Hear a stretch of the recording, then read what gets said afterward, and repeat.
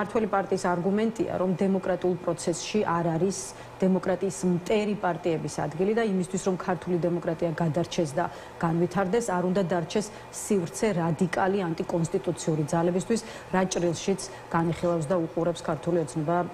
ნაციონალური მოძრაობის საქმიანობას. აი რა გაქვთ სათქმელი დღეს ქართული ოცნებისთვის, რომლის ხელშია ძალაუფლება და რომელსაც ძალიან მარტივად შეუძლია ნაციონალური მოძრაობისთვის სხვა მისთვის სასურველი მისთვის არასასურველი პარტიების აკრძალვის საქმის ბოლომდე მიყვანა. ხო, პირველ რიგში კიდევ ერთხელ მოგესალმები თქვენ მაყურებელს და თქვენს მადლობა მოწვევისთვის, რაც შეეხება ამ განცხადებებს ოცნების არ ვიცი ხა აღარ არსებობს ჩემი აზრით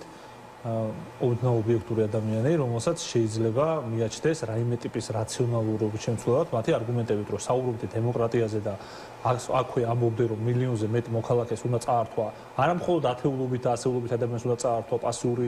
საარჩევნო უფლება, რომ არჩეული იყოს რომელიმე საკანონმდებლო ორგანოში, ან თუნდაც მუნიციპალურ დონეზე, ან თავმდებობაზე დაინიშნოს, ან პარტიაში იყოს ჩარიცხულია პარტია დააფუძნოს, ან ჩვენ რასაც გვარტყევს. არამედ ართმევს საქართველოს მოქალაქეების ძალიან დიდ ნაწილს, მილიონზე მეტ მოქალაქეს მათივე გათვლებით, მათივე სოციოლოგიური კვლევებით, მათივე გაყალბებული არჩევნებით, ართმევს მილიონზე მეტ საქართველოს მოქალაქეს პასიური კი არა, აქტიური ხმის აქტიურ პოლიტიკურ უფლებას, ანუ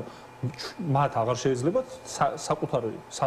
გემოვნების მიხედვით სასურველი პოლიტიკური ძალა შემოხაზონ მომდევნო არჩევნებზე. უბრალოდ ფიზიკურად შეუძლებელი იქნება, იმიტომ რომ ეს პარტიები უბრალოდ აღარ იარსებებენ. და ამიტომაც იყო რომ გუშინდელ ინტერვიუში სხვათა შორის ეგრეთ წოდებულმა პრემიერმა აღნიშნა კიდევაც ეს რომ მარტო ნაციონალურ მოძრაობაზე არ არის საუბარი. აქვე გამოჩნდა არაგონივრულობა იმ პოლიტიკური ძალების, რომლებიც დღესაც კი მაშინ როცა გაცხადებული დიქტატურის დამყარების მცდელობასთან გვაქვს საქმე ივანიშვილის მხრიდან საუბრობდნენ რაღაც ორ პოლუსზე, ივანიშვილზე და სააკაშვილზე, ხოცებზე და ნაცებზე, აი ამ რიტორიკას იშველებდნენ მაშინ, როცა ქვეყანა კარგავს სუვერენიტეტს და ყველა სახელმწიფოებრივ დემოკრატიას, იმიტომ რომ თუ იმეს გონია რომ დიქტატურული სახელმწიფო იქნება უსაფრთხო, საქართველოს შეუძლია ეგ რესურსი გვაქვს და ეგ ასე ვთქვათ პრივილეგია გვაქვს, რომ თან დიქტატურა გქონდეს და თან უსაფრთხოების ნორმები ელემენტარულ დონეზე დაცული იყოს, ძალიან ცდება, იმიტომ რომ ჩვენ ქვეყანაში უსაფრთხოების თავარი გარანტია იყო პოლიტიკური ძალთა ბალანსის პრინციპიდან გამომდინარე ის რომ ჩვენ დემოკრატიული და დასავლური სამყარო მიგვიჩნევდა ბუნებრივ მოკავშირედ პარტნიორად, ამიტომაც როცა 2008 წელს გადაგვარჩინა ამერიკის შეერთებული შტატების ეფექტურმა მხარდაჭერამ და ქმედებებმა, მანამდეც როდესაც 90-იან წლებში იყო საფრთხის ქვეშ ქართული სახელმწიფო, მაშინაც გადაგვარჩინა დასავლურმა სამყარომ და ზოგადად ტერიტორიული მთლიანობის და სუვერენიტეტის ღია მტერი როცა ყავს რუსეთის სახით, ხო? ერთადერთი მთავარი დამაბალანსებელი პოლიტიკური აქტორი იყო ამერიკის შეერთებული შტატები და დასავლური სამყარო, ხო? აშშ-ის ლიდერობით. ამიტომაც ამ დიქტატურით ჩვენ ერთი მხრივ თავარ უსაფრთხოების გარანტიას ვშორდებით და ამით კიდევ უფრო მოწყვლადი ვხდებით აბსოლუტურად არა მხოლოდ რუსეთისთვის, არამედ სხვა პოტენციური ძალებისთვისაც და გარდა ამისა, რაც უმნიშვნელოვანესია, უბრალოდ ხალხს აღარ ექნება ელემენტარული სამოქალაქო პოლიტიკური უფლებები. ნაციონალურმა მოძრაობამ თავისი თავი დააყენა დემოკრატიული ოპოზიციის ზღვარს მიღმა იმით, რომ არ მიიღო მონაწილეობა თვითმმართველობის არჩევნებში და აპირებდა 4 ოქტომბერს ხელისუფლების დამხობას, რომ მოისმენდით ალბათ შალვა პაპუაშვილია თქვენს შესახებ. რა არის თქვენი პასუხი? ნაციონალური მოძრაობა არის დემოკრატიის მტერი პარტია, რადიკალური და ანტიკონსტიტუციური, ასე ვთქვათ, დღის წესრიგით და ხო აი როგორია ნაციონალური მოძრაობა, ნაციონალური მოძრაობის წევრის გადმოსახება. ნაციონალური მოძრაობა არის პოლიტიკური ძალა, რომელმაც დემოკრატიის თავარი მონოპოლარი რაც გვაქვს, აი რატო ვაბობხობ ამას ხშირად 9 აპრილი არის, რა თქმა უნდა, უდიდესი დღე, იმიტომ რომ მოვიპოვეთ ჩვენ თავისუფლება და დამოუკიდებლობა, ხო? და სწორედ ამას აღნიშნავთ ხოლმე, მათ შორის 9 აპრილს გარდა იმისა, რომ ვიხსენებთ იმ წამებულებს, რომლებიც შეეწინნენ ამ იდეას, ხო? მაგრამ ასევე არსებობს 23 ნოემბერი ჩვენი ქვეყნის ისტორიაში. 23 ნოემბერი გახლავთ სიმბოლო იმის, რომ ქართულმა ხალხმა მკვეთრად გამოხატა, რომ მას არ სურდა აი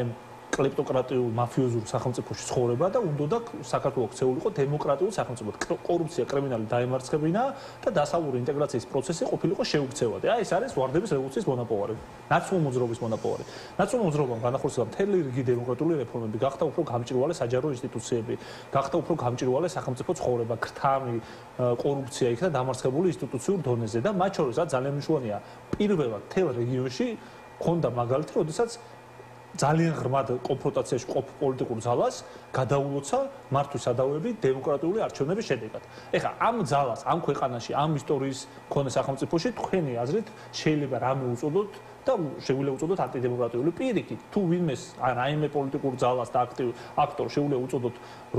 ისეთი, რომელსაც ქართული დემოკრატიისთვის დიდი სარგებელი აქვს მოტანილი, არის ნამდვილად ნაცნობრობა. და რაც შეეხება იმას, რასაც აპირებს, საინტერესოა ნაციონალურ მოძრაობასთან დაკავშირებით. კი ბატონო, უპასუხეთ და ერთი კითხვის განცხადება ამას ეხებოდა. პირველ ბრალდებას რასაც ხქვია, მუნიციპალურ დონეზე არჩევნები ქვეყანაში აღარ ტარდება კი არა, ეს გამოჩნდა კიდევაც, იმიტომ რომ სრული მობილიზაციის პირობებში 20%-ზე მეტი რეგისტრირებული აღმრჩევლის ვერ მიიყვანეს საარჩევნო უბნებთან კალაძისთვის ხარეს დასაჭერად და ყველაზე ასე ვთქვათ დაბუსტული ქოცების პოლიტიკოსის ხარდასაჭერად და მეორე საერთოდ არ მივიდა არავინ ოპოზიციური აი საპროტესტო ელექტორატიდან ეს გამოჩნდა იმ მაჩვენებლებში რომლებიც ტექნიკური ოპოზიციის ასე ვთქვათ სურვილ სამწუხაროდ პოლიტიკურ ძალებს ჰქონდათ ამ არჩევნებზე ხო ეგრეთ წოდებულ არჩევნებზე ამიტომ საბოლოო ჯამში იმ არჩევნებზე გამოჩნდა რომ საპროტესტო ელექტორატის ჩვენ ახლა ძალიან დიდ ბოდიში მაგრამ ვინმეს დიქტატორი და ავტორიტარი არ უნდა ვეგონოთ ჩვენ ყავს იდეალისტების გუნდი რომელიც არ უშინდება არანაირი აი ამ რეპრესიას რასაც დღეს კი არ ხედავთ წარსულში რასაც ხედავთ და ამიტომაც ეს ხალხი პირდაპირ მოგვიწოდებდა რომ იმ პროცესში მოწვევს მიიღება რომელიც არჩევნები აღარ არის და ჩვეულებრივად სულს უწერია აი სქემა უწერია აი რა ვიცი მართლა იმ დონეზეა დასული რომ Excel-ის ფაილში აქვს და მოიმონი და აი ესეთ ფაილებში აქვს ვინ უნდა მიცეს და როგორ უნდა მიცეს ხმა საბოლოო ჯამში ქართულოსება აპირებს იმას რასაც აპირებს და მეორე რაც მნიშვნელოვანი ბრალდება იყო 4 ოქტომბერს აკრძალვასთან დაკავშირებულ თემას 4 ოქტომბერს მოხდა ის რომ კონკრეტულმა ადამიანთა ჯგუფმა დაანონსა აქცია, რომელსაც ხარი დაუჭა ნაციონალურ მოძრაობამ. ნაციონალურ მოძრაობის ერთ-ერთი წარმომადგენელი და ლიდერი, რა თქმა უნდა, იყო ამ ასე ვთქვათ პროცესში ერთ-ერთი აქტიური მათ შორის ლიდერიც და საბოლოო ჯამში ამ პროტესტის მიზანი იყო მშვიდობიანი გზებით ცვლილება ხელისუფლებას, რაც არ გამოვიდა. მოვლენებზე ჩვენ აუცილებლად